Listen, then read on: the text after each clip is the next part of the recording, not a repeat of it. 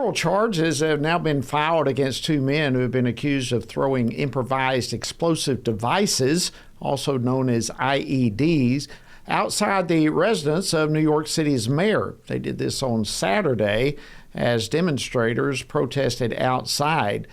And according to NYPD Police Commissioner Jessica Tisch, the two defendants were allegedly inspired to carry out their foiled attack by ISIS, which of course is a terrorist group associated with the Islamic State.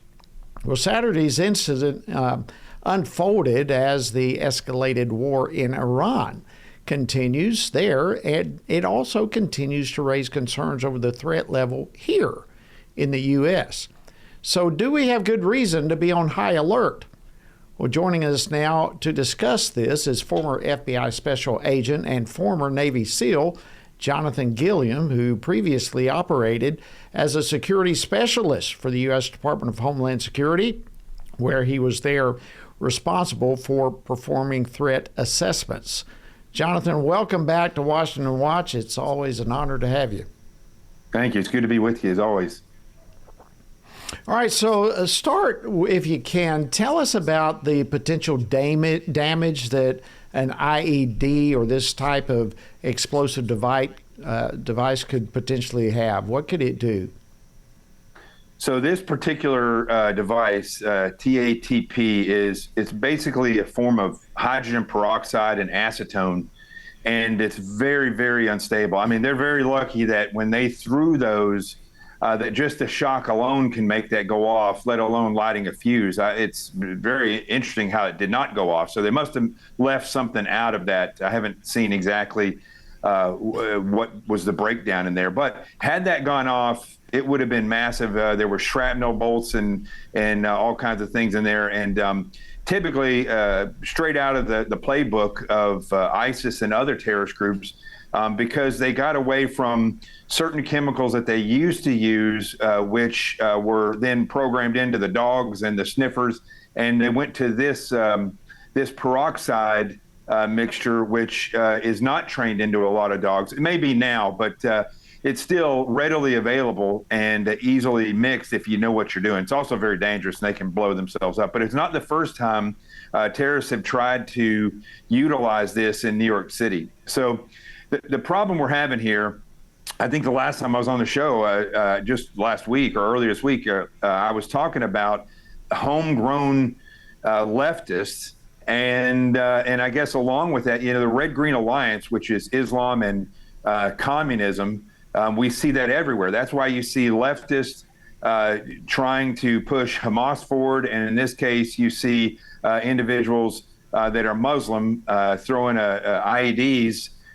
Where people are rallying against Islam in New York City, being so verbal and praying out in front and blocking traffic and so on and so forth. So you see the two groups that milk together. And in this case, these two individuals that carried this attack out or attempted attack came from Pennsylvania, a wealthy part of Pennsylvania, and were fundamentalized, which is the other problem. We use the word radicalized. They're fundamentalized.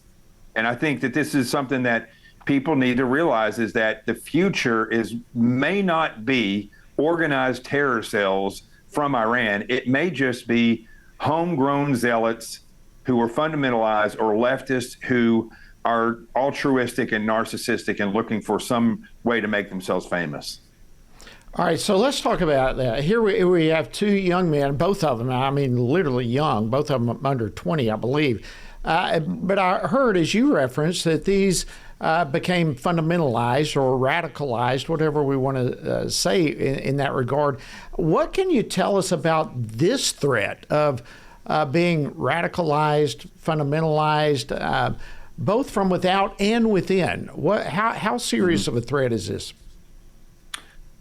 Well, so Dr. Stanley Milgram did an experiment in 1969 where he took volunteers from a university, and he put in the school paper that he was going to have extra credit for partaking in this experiment. And he took somebody, he set him behind a desk, and in front of them were controls, and they could turn up an electrical current. It was fake, but they didn't know that. And in the other room, he had an actor. And so he asked these people a series of questions that were in front of this control panel.